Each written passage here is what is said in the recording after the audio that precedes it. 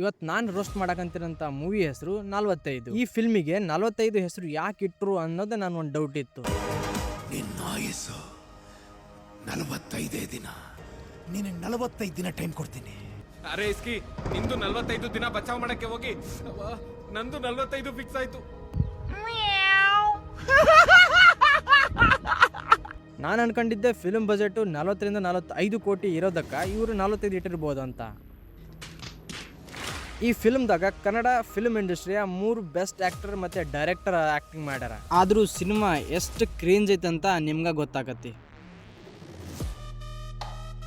Film start ಆಗ್ತಿದ್ದಂಗ Vinay ಅಣ್ಣ ಆಫೀಸಿಗೆ ಹೋಗೋ ಅರ್ಜೆಂಟ್ದಾಗ ಒಂದ್ ನಾಯಿನ ಡಿಕ್ಕಿ ಹೊಡೆದ್ಬಿಡ್ತಾನ. ಅಣ್ಣ ನಾಯಿನ ಡಿಕ್ಕಿ ಹೊಡೆದಂಗ ಕರ್ಮ ರಿಟರ್ನ್ಸ್ ಅನ್ನೋ ಹಾಗ ಅಣ್ಣಗ ಟ್ರಕ್ ಬಂದು ಡಿಕ್ಕಿ ಹೊಡೆದ್ಬಿಡ್ತೈತಿ. ಅಣ್ಣ ಇಲ್ಲಿ ಗೊಟ್ಟಕ್ ಅಂದ ಅಂತ ಅನ್ಕೊಂಡಿದ್ದೆ, ಆದ್ರ ಇದು ಕನಸು.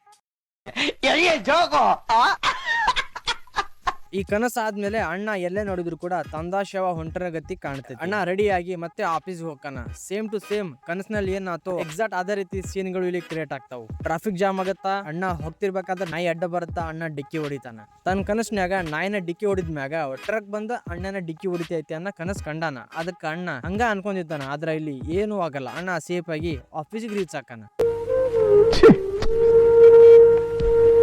ಅಣ್ಣ ಲೇಟಾಗಿ ಆಫೀಸಿಗೆ ಹೋದ್ರು ಕೂಡ ಅಲ್ಲಿ ಹೋಗಿ ಕಂಪ್ಯೂಟರ್ ಮುಂದೆ ಕುಂದಿರ್ತಾನ. ಕೆಲಸ ಮಾಡಕ್ ಅನ್ಕೊಂಡಾನ. ಸತ್ ಮೇಲೆ ಏನ್ ಹಾಕಾನಂತ ಸರ್ಚ್ ಮಾಡಕ್. ಅಣ್ಣ ನಾಯಿನ ಡಿಕ್ಕಿ ಹೊಡ್ ಬಂದು ಇಲ್ಲಿ ಆಫೀಸ್ನಾಗ ಆಡ್ಕೊಂಡಾನ. ಆದ್ರ ಆ ನಾಯಿ ಓನರ್ ಸುಮ್ನೆ ಇರ್ತಾನ ಅನ್ಕೊಂಡ್ರನ. ಆ ನಾಯಿ ಓನರ್ ರಾಯಪ್ಪ ಎಷ್ಟು ದೊಡ್ಡ ರೌಡಿ ಆಗಿರ್ತಾನ, ಅಷ್ಟ ಒಳ್ಳೆ ಮನ್ಸಾಗಿರ್ತಾನ. ಯಾಕಂದ್ರ ಯಾರ ನಾಯಿನ ಡಿಕ್ಕಿ ಹೊಡ್ದಾರ, ಯಾರ ನಾಯಿನ ಸಾಯ್ ಬಡ್ದಾರ ಅವನ ಕೈಯಾಗ ಹಾರ ಹಾಕ್ಸಿ ಅವಾಗ 44 ದಿನ ಆರಾಮ್ ಎಂಜಾಯ್ ಮಾಡಿ 45ನೇ ದಿನ ನಿನ್ ಹೊಡಿತೀನಿ ಅಂತ ವಾರ್ನಿಂಗ್ ಕೊಡ್ತಾನ. ಎಲ್ಲದ ಸಿಗ್ತಾನೆ ಮತ್ತೆ ಇದಕ್ಕಿಂತ ಒಳ್ಳೆ ಮನುಷ್ಯ. ಸೊ ರಾಯಪ್ಪ ಯಾರಿಗೆ ಹೊಡೆದ್ರು ಕೂಡ 45 ದಿನದಾಗ ಹೊಡಿತಾನ ಅನ್ನೋ ಕಾನ್ಸೆಪ್ಟ್ ಮ್ಯಾಗ ಈ ಸಿನಿಮಾದ ಟೈಟಲ್ 45. ಇಲ್ಲೊಂದು ಸಮಸ್ಯೆ ಖಂಡಿತ ಇದೆ. ರಾಯಪ್ಪ 45 ದಿನದಾಗ ಹೊಡಿತೀನಿ ಅಂತ ಹೇಳಿದಕ್ಕ ಅಣ್ಣ ಸರಿಯಾಗಿ ನಿದ್ದಿನ ಮಾಡ್ತಿರಂಗಿಲ್ಲ. ಅದ್ರಾಗ ರಾಯಪ್ಪ ಎಲ್ ಬೇಕಾದ್ರೂ ಒಂದು ದರ್ಶನ ಕೊಡಕ್ ಬಂದ್ಬಿಡ್ತಾನ. ಈ ಟೈಮ್ದಾಗ ಅಣ್ಣನ್ ಲವರ್ ಫೋನ್ ಮಾಡ್ತಾಳ. ಫೋನ್ ಮಾಡಿ ಒಂದ್ ಜಾಗ ಫಿಕ್ಸ್ ಮಾಡ್ಕೊಂತಾರ. ಕಷ್ಟ ಸುಖಕ್ ಮಾತಾಡಕೋ ಅಣ್ಣ.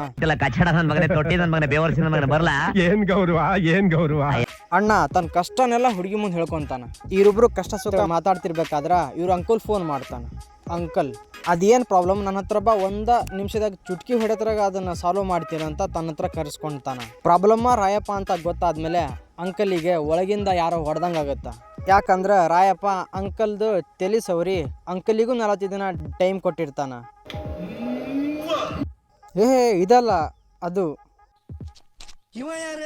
ಅಂಕಲ್ಗೆ ಕೊಟ್ಟಂತ ಟೈಮು ಕಂಪ್ಲೀಟ್ ಆಗಿದ್ರಿಂದ ರಾಯಪ್ಪ ಅಂಕಲ್ನ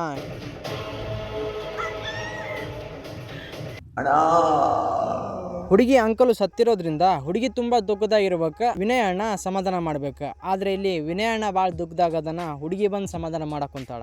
ಮೋಸ್ಟ್ಲಿ ಅಂಕಲ್ ಬಾಡಿಗೆ ಅಂಕಲ್ ಇರ್ಬೇಕು. ಸಮಾಧಾನ ಹಿಂಗೂ ಮಾಡ್ಬೋದು ಅಂತ ಇಲ್ಲೇ ಗೊತ್ತಾಗಿದ್ ನೋಡ್ರಿ. ನಾವು ಬಾಯಿ ಮುಚ್ಕೊಂಡಿದ್ದೀವಿ, ನಮ್ಮನ್ನ ಕೆಣಗಬೇಡಿ. ಹೆಂಗಾರು ಮಾಡಿ ರಾಯಪ್ಪಗ ಒಂದ್ ಗತಿ ಕಾಣಿಸ್ಬೇಕಂತ ಹೇಳಿ ಲೋಕಲ್ ರೌಡಿಗೆ ಒಂದ್ ಡೀಲ್ ಒಪ್ಪಿಸ್ತಾರ. ಈ ಮ್ಯಾಟ್ರು ರಾಯಪ್ಪ ಗೊತ್ತಾಗತ್ತ. ರಾಯಪ್ಪ ಸಿಟ್ನ್ಯಾಗ ಬಂದ್ ಇಲ್ಲಿ ಸಾವಿರಾರು ಗುಂಡುಗಳನ್ನ ಹಾರಿಸ್ತಾನ. ಆದ್ರ ಆ ಗುಂಡುಗಳು ಒಬ್ಬರನ್ನೂ ತಾಕಂಗಿಲ್ಲ.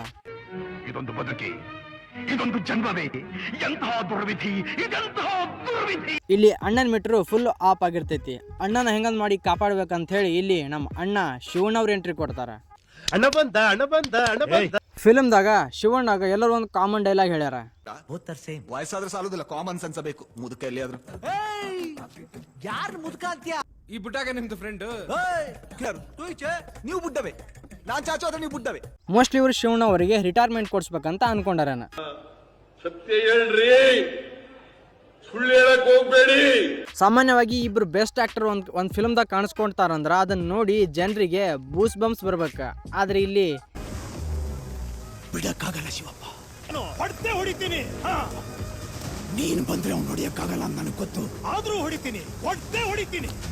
ಸ್ವಲ್ಪ ಡಿಪ್ರೆಷನ್ ಅಲ್ಲಿ ಇದ್ದೀನಿ. ಸೀರಿಯಸ್ ಆಗಿ ನಾನು ಡಿಪ್ರೆಷನ್ ಅಲ್ಲಿ ಇದ್ದೀನಿ. ನನಗೆ ಆಗ್ತಾ ಇಲ್ಲ ಇರಕ್ಕೆ, ಒಂಥರ ಮರೆಯಕ್ಕೆ ಆಗ್ತಾ ಇಲ್ಲ. ಈ ತರ ಇನ್ಸಿಡೆಂಟ್ಸ್ ಆಯ್ತಲ್ಲ ನನ್ನ ಜೀವನದಲ್ಲಿ ಅಂತ. ರಾಯಪ್ಪ ವಿನಯ್ ಅಣ್ಣನ ಹೊಡಿಬೇಕಂತ ಎಲ್ಲಿ ಬೇಕಾದ್ರೂ ಟಾರ್ಗೆಟ್ ನ ಫಿಕ್ಸ್ ಮಾಡ್ಬಿಡ್ತಾನ. ಇಲ್ಲಿ ಒಂದು ಲಾಜಿಕ್ ನೋಡ್ರಿ, ಯಾವತ್ತಿದ್ರು ದೊಡ್ಡ ಗಾಡಿನ ಸಣ್ಣ ಗಾಡಿನ, ಆದ್ರೆ ಇಲ್ಲಿ ಲಾರಿ ಸ್ಕೂಟರ್ನ ಫಾಲೋ ಮಾಡಕ್ ಆಗವಲ್ತು. ಅವ್ನು ನಮ್ಮ ಪೆದ್ದ ಏನಪ್ಪ ಈಗ ನಿನ್ ಕತೆ? ಓಕೆ ಏನಯ್ಯ? ಇಲ್ಲಿ ಒಂದ್ ಮದ್ವಿಗ್ ಬಂದಿರ್ತಾರ. ಆ ಮದ್ವಿದಾಗ ಹುಡುಗಿ ಯಾರು ಗೊತ್ತಾ? ಅಣ್ಣನ್ ಲವರು. ಯಾವಾಗ ಅವ್ರು ಈ ತರ ಸಮಾಧಾನ ಮಾಡಿದ್ರು ನನ್ಗೆ ಅವಾಗ ಗೊತ್ತಾತ ಈಕಿ ಅಣ್ಣನ್ ತಲೆ ಹೊಡೆದ ಹೋಗ್ಕಳ ಅಂತೇಳಿ. ಒಂದ್ ಕಡೆ ಹುಡುಗಿ ಬಿಟ್ಟು ಹೋದ್ಲ, ಇನ್ನೊಂದ್ ಕಡೆ ಅಣ್ಣನ್ ತಾಯಿಗೆ ಹುಷಾರಿಲ್ಲ, ಇನ್ನೊಂದ್ ಕಡೆ ರಾಯಪ್ಪನ ಕಾಟ. ಈಗ ಅಣ್ಣ ಹೆಂಗಾದ್ರೂ ಮಾಡಿ ರಾಯಪ್ಪನ ಎದುರು ಹಾಕೊಳ್ಳೇಬೇಕು. ಅಣ್ಣನ ಪರವಾಗಿ ಶಿವಣ್ಣವ್ರು ಇರೋದ್ರಿಂದ ಅಣ್ಣ ಈ ಒಂದ್ ರಿಸ್ಕ್ ತಗೊಂತಾನ. ಮತ್ತೆ ಇಲ್ಲಿ ಶಿವಣ್ಣವ್ರು ಮತ್ತೆ ರಾಯಪ್ಪ ನಡುವೆ ಒಂದ್ ಫೈಟ್ ಆಕತಿ. ನಾ ಇಲ್ಲಿ ಫೈಟ್ ಬಗ್ಗೆ ಏನು ಮಾತಾಡಂಗಿಲ್ಲ, ಯಾಕಂದ್ರ ಈ ಫೈಟ್ ನೋಡಿ ಮ್ಯಾಗ ನನಗೂ 2-3 ದಿನ ಬೇಕು, ಟೈಮ್ ತಗೊಳ್ಬೇಕಾತ ಈ ಫೈಟ್ ನ ಅರ್ಗೋರ್ಸ್ಕೊಳಕ. ಗಾಡಿ ಚಲಾಯಿಸ್ಬೇಕಾದ್ರ ಹೆಲ್ಮೆಟ್ ಹಾಕೋಬೇಕು, ಫೋನ್ ಯೂಸ್ ಮಾಡಬಾರ್ದು. ಈ ಒಂದ್ ಮೆಸೇಜ್ ಮುಖಾಂತರ ಫಿಲ್ಮ್ ಎಂಡ್ ಆಕತಿ. ಮೆಸೇಜ್ ನಾರ್ಮಲ್ ಆದ್ರೂ ಕೂಡ ಮೆಸೇಜ್ ತುಂಬಾ ಇಂಪಾರ್ಟೆಂಟ್. ಈಗಿನ ಜನರೇಷನ್ಗೆ ಇದು ತುಂಬಾ ಇಂಪಾರ್ಟೆಂಟ್ ಮೆಸೇಜ್. ಆದ್ರೆ ಇಂಥ ಮೆಸೇಜ್ ನ ಅವ್ರು ಕಿವ್ಯಾಗ ಹಾಕೊಂತಾರ ಅನ್ಕೊಂತೀರ ನೀವು? ಇಲ್ಲ, ಚಾನ್ಸೇ ಇಲ್ಲ, ನೋ ವೇ. ಸೊ ಈ ವಿಡಿಯೋದಲ್ಲಿ ಹೇಳಿರುವಂತಹ ಪ್ರತಿಯೊಂದು ಮಾತು ಮೂವಿ ಕ್ಯಾರೆಕ್ಟರ್ ಮೇಲೆ ಡಿಪೆಂಡ್ ಆಗಿದ್ದು, ಅಂಡ್ ವಿಡಿಯೋ ಮಾಡೋ ರೀಸನ್ ಕೇವಲ ಮನೋರಂಜನೆಗಾಗಿ ಮಾತ್ರ. ಸೊ ಯಾವುದೇ ಕಾರಣಕ್ಕೂ ಸೀರಿಯಸ್ ಆಗಿ ತಗೋಬೇಡಿ. ಚಾನಲ್ನ ಸಬ್ಸ್ಕ್ರೈಬ್ ಮಾಡ್ಕೊಳ್ಳಿ, ಫೇವ್ರೆಟ್ ಪಾರ್ಟ್ನ ಕಮೆಂಟಲ್ಲಿ ತಿಳಿಸಿ. ಹಾಗೆ ನಿಮ್ಮ ಮೈಂಡಲ್ಲಿ ಬೇರೆ ಯಾವುದೇ ಸಿನಿಮಾ ಇದ್ರೂ ಕೂಡ ನೀವು ಕಮೆಂಟಲ್ಲಿ ತಿಳಿಸ್ಬೋದು. ಆ ಸಿನಿಮಾದ ಮೇಲೆ ನೆಕ್ಸ್ಟ್ ವಿಡಿಯೋನ ತರ್ತೀನಿ. ಸೊ ಸಿಗೋಣ ಮತ್ತೊಂದು ವಿಡಿಯೋದಲ್ಲಿ. ಟೇಕ್ ಕೇರ್, ಬಾಯ್ ಬಾಯ್.